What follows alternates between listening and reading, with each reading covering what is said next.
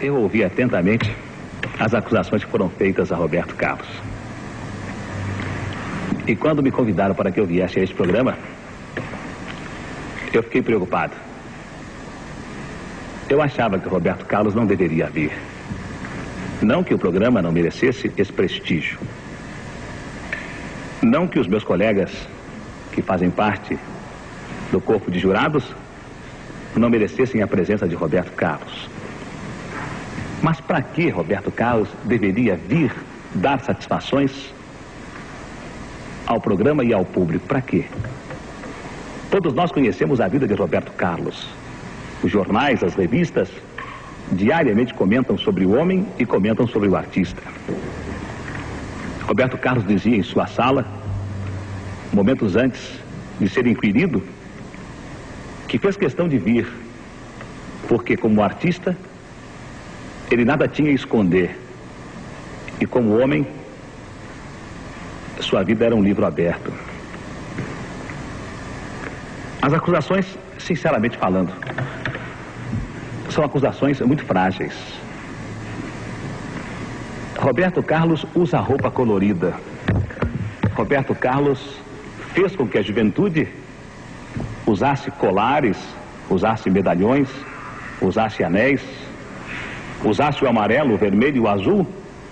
E disseram até que essa juventude, talvez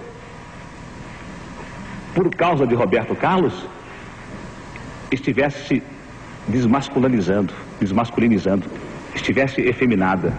Ora, desde quando a roupa, desde quando os colares, desde quando os anéis desmasculinizam o homem?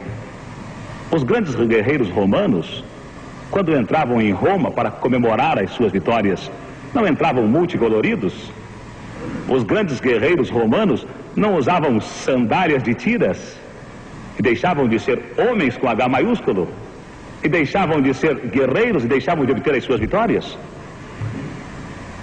Existem outros ídolos de juventude, essa é a minha opinião, que quando são entrevistados, acham que os jovens deviam consumir entorpecentes, acham que os jovens deviam usar psicotrópicos. Existem outros líderes de juventude que saem em capas de long play sem roupa. E agora mesmo há uma exposição onde esses líderes de juventude exibem litografias obscenas. Roberto Carlos poderia ter feito isso. Roberto Carlos não desencaminhou a nossa juventude. Eu me lembro quando surgiu Roberto Carlos, que os jornais noticiavam desastres de automóveis diariamente.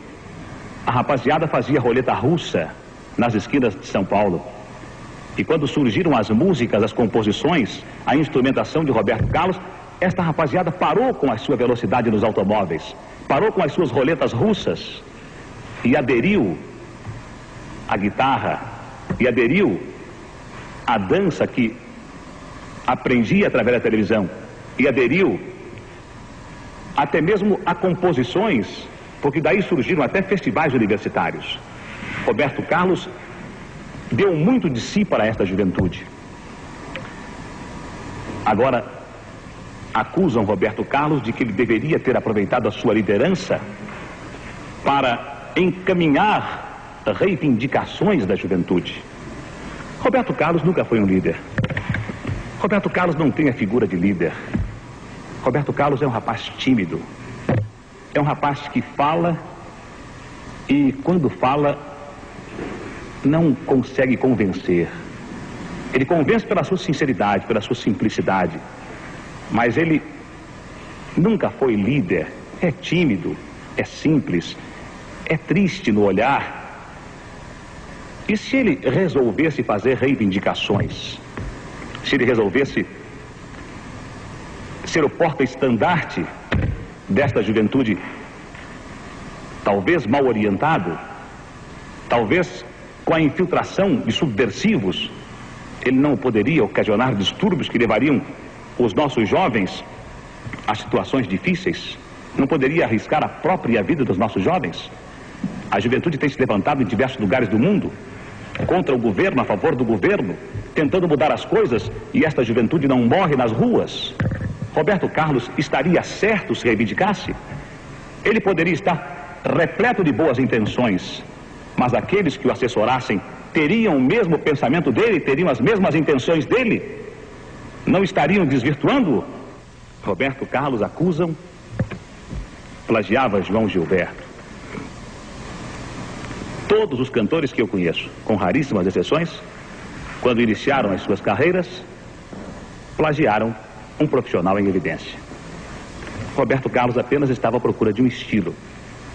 Como Paulo Sérgio também está à procura de um estilo. Paulo Sérgio, durante alguns meses, vai imitar Roberto Carlos porque ele gosta de Roberto Carlos, porque ele admira Roberto Carlos, porque como eu, quando iniciei a minha carreira de animador, também admirava, também gostava de César de Alencar, também imitava César de Alencar. Aos poucos, eu fui me libertando do César e fui ganhando a minha personalidade.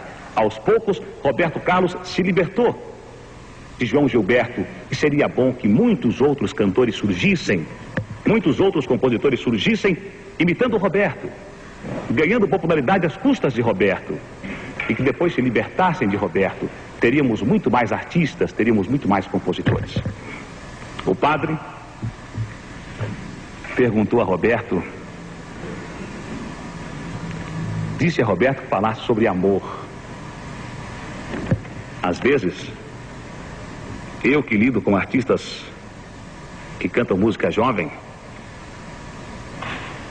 que tem popularidade, às vezes eu noto que eles têm medo de dizer que arranjaram uma namorada. Estes artistas têm até medo de casar. Roberto Carlos, no auge de sua carreira, não se preocupou com as moças bonitas, com as moças solteiras que lhe apareciam. Não se preocupou com as moças ricas que o amavam. Roberto Carlos se preocupou com uma jovem que era desquitada, mas que ele gostava dela. E em troca de um pouco de sua popularidade, em troca de um pouco daquilo que ele perderia comercialmente, ele se dedicou a esta jovem e se casou com esta jovem. Preferiu amar, preferiu ser um homem casado para chegar em sua casa, encontrar sua esposa e encontrar o seu filho. Sinceramente falando, eu que acompanho este programa, não vi em nenhum dos jurados sinceridade nas acusações.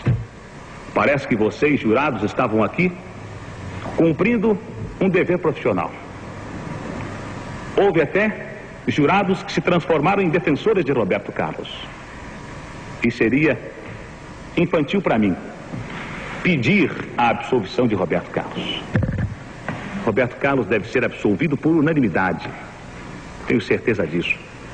Os 7 jurados que aí estão vão absolver Roberto, porque aquele que não fizer isso não terá coragem de ir para casa hoje à noite, de enfrentar a sua esposa, de enfrentar a sua mãe, de enfrentar a sua irmã. O padre não terá coragem de amanhã enfrentar os seus paroquianos. Roberto Carlos não pode ser acusado, não pode ser culpado.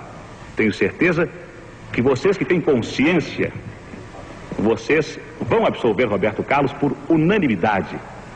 O júri não é perfeito, o júri erra, mas se um dos jurados errar hoje, este erro será imperdoável. E eu nem vou aguardar o pronunciamento de vocês. Eu vou embora, deixar o estúdio tranquilo, absolutamente tranquilo, porque eu tenho certeza que Roberto Carlos será absolvido